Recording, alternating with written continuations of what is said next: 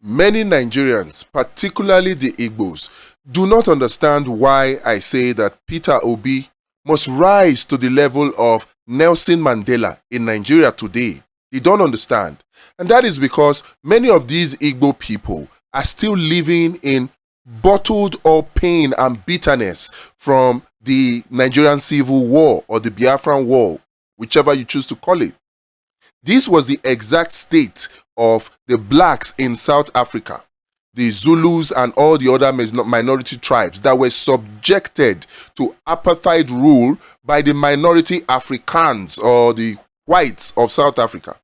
And then when Nelson Mandela became president of South Africa, these blacks, out of their pain, out of what they were made to suffer during the apartheid rule, wanted Nelson Mandela to kick out the Afrikaans, to chase out the whites from South Africa.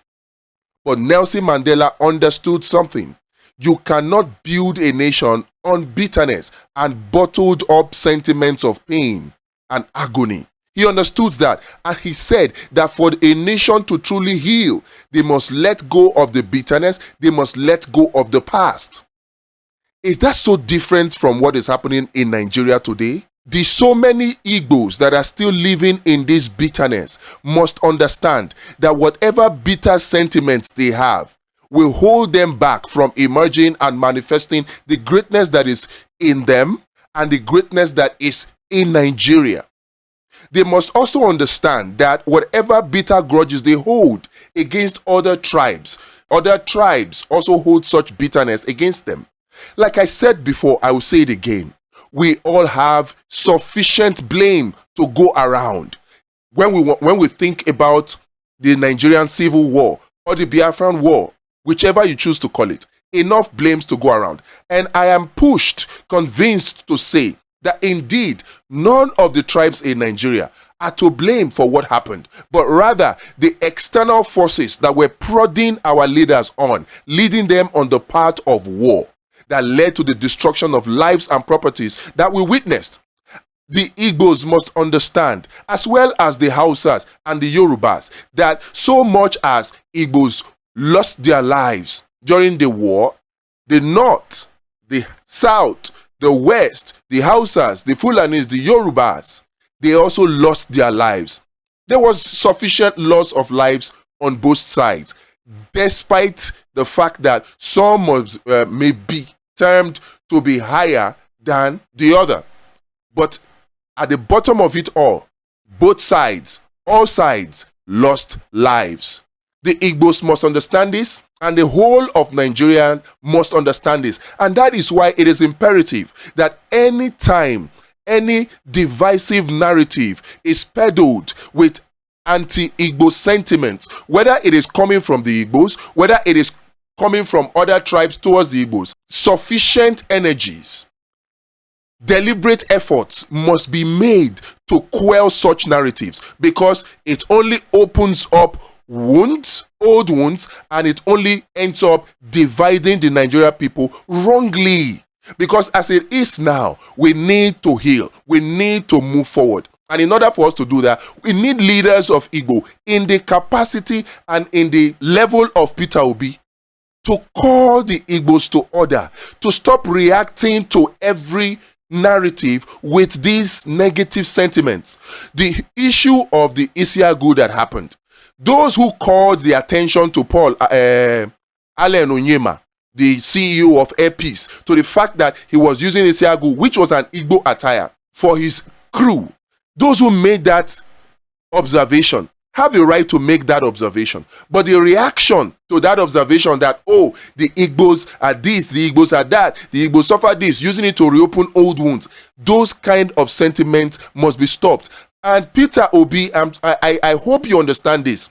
Your silence on this matter is doing more damage to Nigeria, the same Nigeria that you want to heal, and is doing more damage to your people. It is driving the narrative of division, the narrative of hate, and one word, one speech from you will help alleviate this kind of narratives.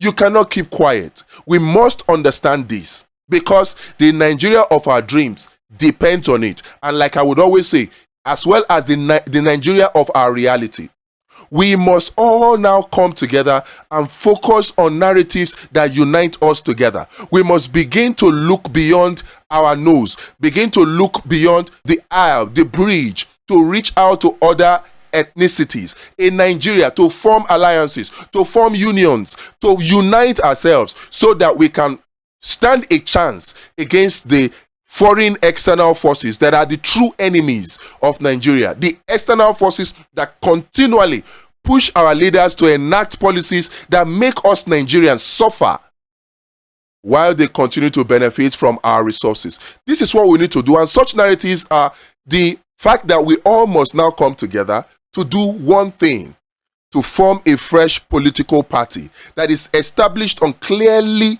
defined ideologies, devoid of ethnic or religious sentiments, devoid of all the other sentiments that have been weaponized to distract and divide Nigeria.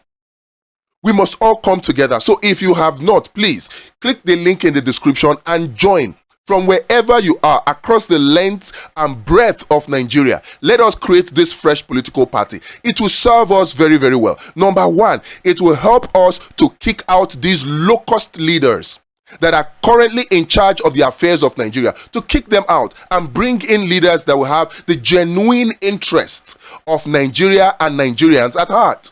It will help us to do that. Then subsequently, number two, it will help us to force the National Assembly to pass this free food and social welfare law bill into law so that there can be free food, at least 1 meal a day, for every Nigerian that cannot afford to feed themselves. And once we do this, you will discover that by the way this free food and social welfare law is structured, we will engage and push Nigeria in a path to food self-sufficiency and agricultural revolution, and in the end we'll end up in a path where Nigeria is moving towards aggressive industrialization.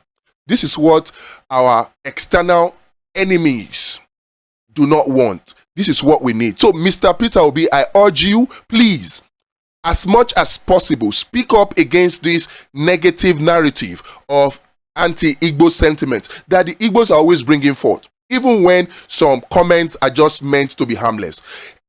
Onyema should understand that so far as air peace flies out of the borders and the territories of Nigeria, it is carrying the Nigerian flag. It is the Nigeria nation that it represents. It is the Nigerian nation. Many may argue that Nigeria is not a nation, it's a country. However you look at it, it is the Nigerian flag that it represents. And as such, if Onyema is going to make the crew of Air Peace to wear Isiagu, fine, all well and good, but it should also make attempt to get the same crew in some other flights to wear an Hausa attire, to wear a Yoruba attire, to wear an Urobo attire, an Efik attire, and a Ibibio attire. That way, Air Peace will be seen as a bastion of unity, taking steps or engaging in activities that unites Nigeria. Instead of responding with narratives of division that is pushing anti-Igbo sentiments, we can respond with this kind of attitude where we show that, yes, we are for one Nigeria. Let's not give the enemies of Nigeria a chance to divide us further. The only division that exists in Nigeria is between the elites and the oppressed. And we must understand this. And they cut across the ethnicities, they cut across the tribes. Peter Obi, you must understand this. And indeed, you must rise to the level of Nelson Mandela. You must call on the Igbos and all Nigerians as well to know that we can only heal and develop when we forgive one another and when we let go of the pains of the past.